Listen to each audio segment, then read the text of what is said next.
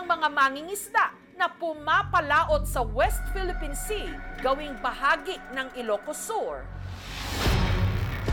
na nitong mga nakaraang araw, ang nakita nila sa dagat, hindi mga isda, kundi mga palutang-lutang na parcel.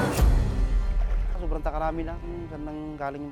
At sa bawat kahon o pack na kanilang nakukuha, makakatanggap sila mula sa PDEA o Philippine Drug Enforcement Agency ng reward na 5,000 pesos. Ang laman kasi ng mga parcel, milyong-milyong pisong halaga ng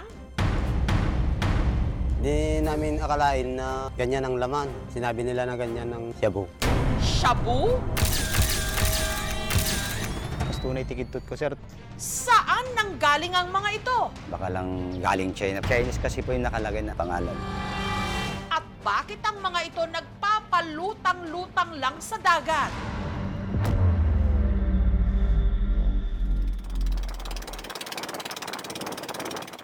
Umaga ng June 24, ang grupo ni na Christopher, nangisda raw sila sa karagatang sakop ng bayan ng San Juan. 5 hours kami namingwit, walang kuha. Tara na, unti-unti na tayong pauwi. Pero habang naglalayag pa uwi, Nakita na namin yung lumulutang na yun. Nakasako siya. Jay, pitudom. para itong parcel na nasa halos 1 kilo ang bigat, ang laman nakabalot sa plastic na merong nakasulat at naka-imprenta. Merong sa ibabaw ng A168, may talaga Chinese character. May nakasulat din ditong kay Yun Lee. At hindi lang daw ito iisa, marami pang ganito na palutang-lutang lang sa dagat. 24 packs naiuwi namin dito. Doon na kami nagka-interest. Ang hinala ng grupo nung una, Dollars yung ibang bansa.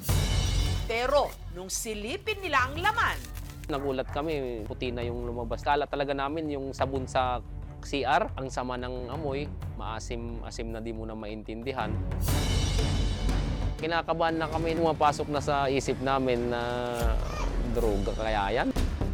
ang 24 na blokeng nakuha nila sa dagat, agad nilang isinuko sa mga otoridad. Yung mga nag-test PDEA, nagulat kami, positive. Ang laman pala nito, bloke-bloke ng methamphetamine hydrochloride o shabu. Ang suma total ng lahat ng mga blokeng nakuha nila, tinatayang nasa 162 million pesos ang halaga. Meron pala kaming kinargang milyones. Dahil sa pag-surrender ni na Christopher sa mga nalambat nilang shabu, ang grupo nakatanggap ng pabuyang 120,000 pesos para sa 24 na bloke ng shabu mula sa PDEA na kanilang pinaghatian. Bukod pa rito ang 50,000 pesos na pabuya ng provincial government para sa bawat isa sa kanila. Kahit wala kaming huli nun, yung blessings na pinalit, sobra-sobra na. At hindi lang pala sila ang nakakita ng mga palutang-lutang na hot item. Nitong June 27, malapit sa karagatang sakop ng bayan ng Magsingal, dito pa rin sa Ilocos Sur, ang mangingisdang si Romel at ang kanyang pamangkin na si Ian, nakakuha ng 20 na bloke ng shabu. Kala ko po pera o pagkain. Hindi na po namin binuksan. Nilagay ko po sa bangka, tapos diretso po kami ng isda. Nung nakabalik na sila sa Pampang, Sumalubong po yung bayaw ko. Iba yan, shabu yan. Huwag mo munang galawin, itawag po natin kay Apo Kapitan para maimbestigahan.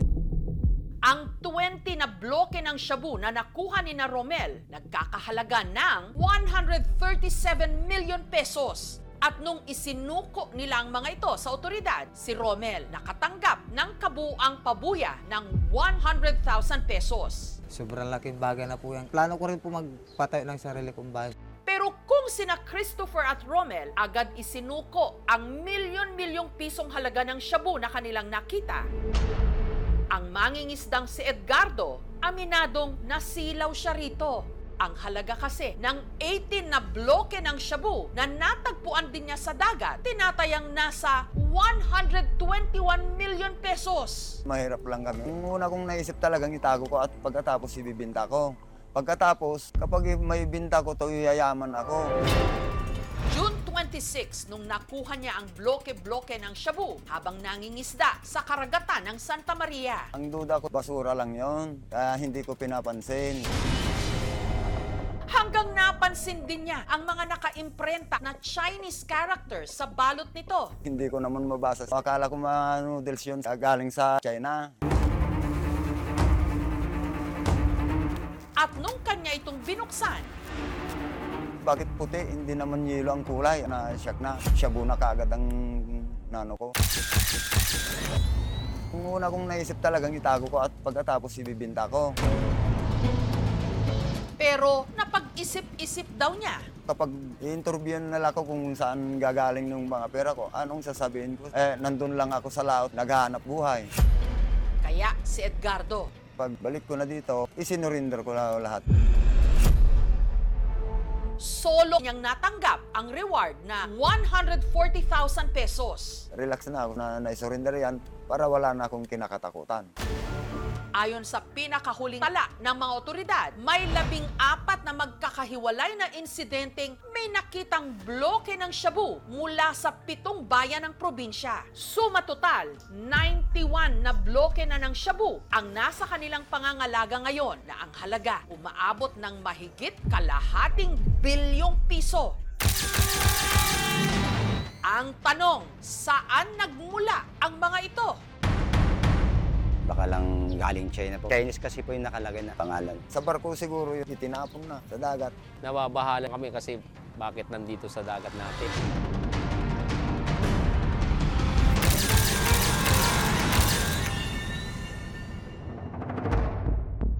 Samantala, ang Ilocos Sur Provincial Police Office patuloy pa rin daw ang investigasyon. Na isa na tinitignan natin is galing sa mothership, tinapon doon sa baybayin ng West Philippine Sea para po may kukuha po doon na contact po ng nagbebenta ng droga. Hindi siya intended dito sa banda dito sa Ilocos. Kasi observation ng ating mga Philippine Coast Guard dahil sa water current at saka dahil sa ihip ng hangin, dito po napunta sa banda ng Ilocos. Ma-assure ko dito sa province po ng Ilocos walang mga shabulab or whatever. Pagkatapos po na ma-turnover sa PIDEA, dahil wala naman pong na-file na kaso, ang gagawin doon for distraction po. Susunugin. Ayon po sa PIDEA, Kaiyun means luck in making money. Tapos yung naman Kaili, paghiwa-hiwalayin mo, bride price. Yung A168 na yan is probably yan po yung batch number siguro ng pagkagawa niyan. Or yan yung ginagamit na numero kung sino yung mga nag-produce niya. Kahit na nakikita natin na parang may Chinese marking, hindi siya definitive na galing China ito. Ongoing pa po yung pagta-translate kung ano po yung ibig sabihin. Dagdag paalala rin nila, Yung paggamit po or pagbenta ng droga, may kaukulang kaso na sinasampa natin sa kanila. Pwede po silang makulong kung ilang taon hanggang po habang buhay na pagkakulong. ang lokal na pamahalaan naman ng Ilocos Sur, hindi hinihikayat ang mga residente na maghanap ng droga sa dagat kapalit ng pabuya. Kung ito ang sadyain ninyo para maghanap doon sa gitna ng dagat, don't do it. It's very risky and very dangerous. I think in the history of Northern Luzon or Region 1, this is the biggest recovery of shabu. Hindi dito sa Ilocos Sur nakuha, taga Ilocos Sur fishermen ang nakakuha sa West Philippine Sea. We are very fortunate. We have an honest fishermen and responsible.